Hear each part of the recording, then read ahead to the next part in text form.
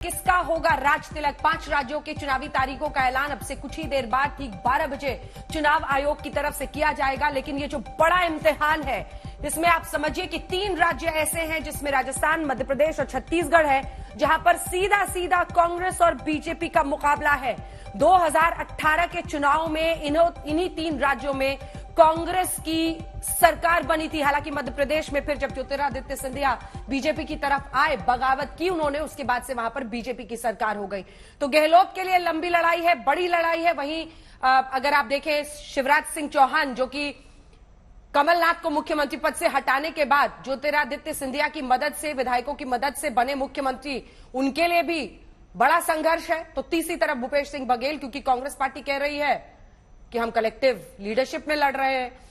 इधर आप देखें तो केसीआर की तरफ से, केसीआर के लिए बहुत बड़ा यह इम्तिहान होगा, लगातार सत्ता में तीसरी बार वापसी करना। वहीं मिजोरम में भी जोरमथंगा के लिए यह इम्तिहान होगा। 40 सीटें मिजोरम की है, जिसमें से 39 शेड्यूल्ड ट्राइब के लिए रिजर्व रहती हैं। किस तादाद में वो हैं, इसका आप अंदाजा लगा सकते हैं।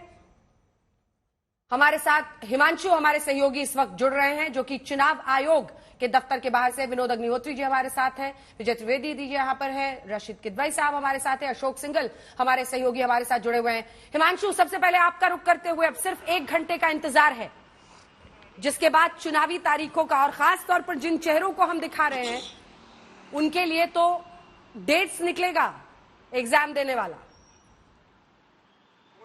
बिल्कुल डेट्स निकल जाएंगे एग्जाम देने की, और ये भी मानना चाहिए कि जितने प्रत्याशी हैं उन्होंने अपने एग्जाम की तैयारी जो है वो काफी लंबे समय से कर दी थी। लेकिन एक चीज अंजना समझनी होगी, एक तरफ बीजेपी कहती है कि फ्री बीज जो है वो नहीं उस पर पढ़ना चाहते हैं, दूसरी तरफ शिवराज सिंह चौहान, चाहे वो गैस का इश्यू हो, एलपीजी गैस सिलेंडर पे सब्सिडीज हो या अन्य चीजें हो, लाडली बहना योजना हो, तमाम ऐसी योजनाएं जिसपे वो अपने जो भी अमाउंट था उसको बढ़ा रहे हैं। उन्होंने 1000 रुपए से 1250 रुपए कर दिया, और उन्होंने कहा कि अगर सरकार आएगी तो इसको वो 3000 रुपए तक ले जाएंगे। चाहे वो गैस का मामला हो या अन्य इश्यूज हो, शिवराज सिंह चौहान को लगता है कि ये चुनाव ऐसा है जिसमें किसी भी तरीके से साम दाम दंड भेंट का प्रयोग करके जो है वो ये चुनाव जीतना चाहिए। लेकिन दूसरी तरफ शिवराज सिंह चौहान को भारतीय जनता पार्टी ने जो है मुख्यमंत्री पद का उम्मीदवार नहीं बनाया है, और बुधनी जो उनकी विधानसभा क्षेत्र है जहां से वो लगातार जीत रहे हैं, वहां जाके उनको इस तरीके का भाषण देना पड़ता है। उस भाषण में उन्होंने जनता से पूछा कि वो चुनाव लड़े या ना लड़े। फिर वो ये कहते हैं कि अगर मैं चला जाऊंगा तो आपको बहुत याद आऊंगा। आप सोचिए कि शिवराज सिंह चौहान जो भारतीय जनता पार्टी में 3 बार, चौथी बार जो है वो मुख्यमंत्री बने हैं, और 15 साल से ज्यादा का लंबे समय का उनका कार्यकाल है मुख्यमंत्री के तौर पर, अगर वो ये जनता के बीच में जाके कह रहे हैं कि अगर मैं चला जाऊंगा तो आपको बहुत याद आऊंगा, मैं चुनाव लड़ूं या नहीं लड़ूं, ये सोचने वाली स्थिति है। क्योंकि भारतीय जनता पार्टी ने इस बार अपने किसी भी मुख्यमंत्री के चेहरे को घोषित नहीं किया है, और ज्यादा से ज्यादा सांसद और केंद्रीय मंत्रियों को वहां उतारा है। जो भी बताया, मामा कार्ड खेलते हैं शिवराज सिंह चौहान, लाडली बहना कहते हैं, और जैसा आपने बताया 1000 रुपए से 1250 उन्होंने कह दिया है, और कह रहे हैं 1800 कर देंगे अगर हम सत्ता में वापसी करते हैं। उधर कांग्रेस भी इस तरह का ऐलान कर रही है। लेकिन ये जो इमोशनल कार्ड वो खेलते हैं जनता के बीच में, जो उन्होंने कहा कि मैं बहुत याद आऊंगा, जरा सुनिए। ऐसा भैया मिलेगा नहीं, जब मैं चला जाऊंगा तो याद आऊंगा। मैंने मध्य प्रदेश में राजनीति की परिभाषा बदल दी। हमारे गरीब भाई बहनों, किसान भाई बहनों, आपने वर्षों तक देखा कांग्रेस करा, बताओ कभी जनता की ऐसी चिंता होती थी क्या? बोल के बताओ, होती थी क्या? अरे मैं कोई सरकार थोड़ी चलाता हूं, मैं परिवार चलाता हूं, परिवार। आप सब मेरे परिवार हैं, परिवार है।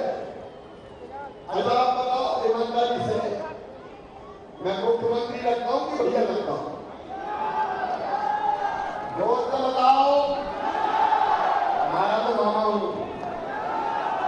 मैंने राजनीति बदल दी मध्य प्रदेश, जनता के लिए राजनीति और जनता की सेवा के लिए राजनीति। बताओ मेरी बहनों, कोई ने सोचा था कि ऐसा दिन भी आएगा जब भैया सीधे खाते में पैसा डालेगा? बोलो, कोई ने सोचा था क्या? अरे दिल से बताओ, सोचा था क्या कभी?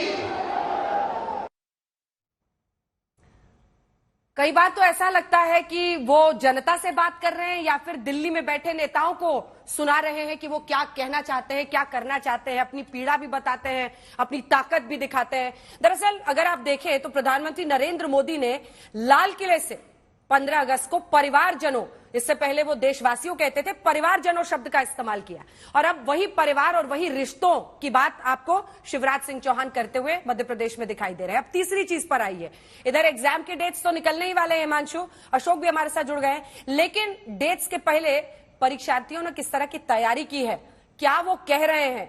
सबने अपनी अपनी चुनावी तोपे, अपने अपने मुद्दे जो है उठाने शुरू कर दिए, धावा बोलना शुरू कर दिया है। सुना देते हैं आपको क्या कह रहे हैं प्रधानमंत्री अलग अलग जगहों पर अपनी सभाओं में। 7-8 सभाएं तो वो कर चुके हैं, रैलियां मध्य प्रदेश में, ऐसे ही राजस्थान में भी कई कर चुके हैं। पीएम क्या कह रहे हैं और फिर सुनाएंगे राहुल गांधी कैसे आक्रामक है। पहले बर्बाद हुई, अब बैंकरप्ट हुई और अब कांग्रेस ने अपना ठेका दूसरों को दे दिया है। कांग्रेस को अब कांग्रेस के नेता नहीं चला रहे, अब कांग्रेस एक ऐसी कंपनी बन गई है, नारों से लेकर नीतियों तक हर चीज आउटसोर्स कर रही है। और ये ठेका किसके पास है जानते हैं? कांग्रेस का ठेका अब कुछ अर्बन नक्सलियों के पास है। कांग्रेस में अब अर्बन नक्सलियों की ही चल रही है। ये ग्राउंड पर कांग्रेस का हर कार्यकर्ता महसूस कर रहा है। इसलिए कांग्रेस जमीन पर भी लगातार खोखली हो रही है। जितना भ्रष्टाचार बीजेपी के लोगों ने मध्य प्रदेश में किया है,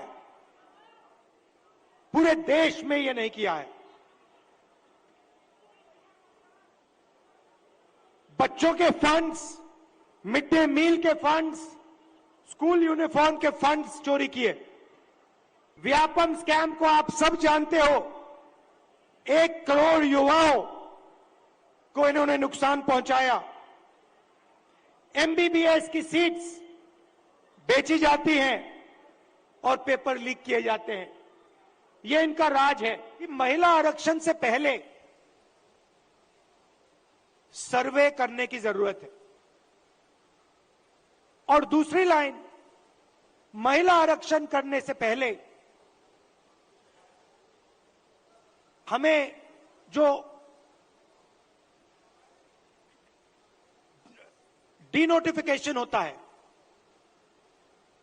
उसको करना है। इससे क्या होगा?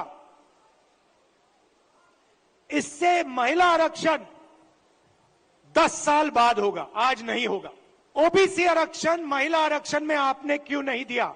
नरेंद्र मोदी जी, आप कहते हैं कि आप ओबीसी के लिए काम करते हैं, आप ओबीसी के नेता हैं, तो आपने महिला आरक्षण के अंदर के बीच में ओबीसी आरक्षण क्यों नहीं किया?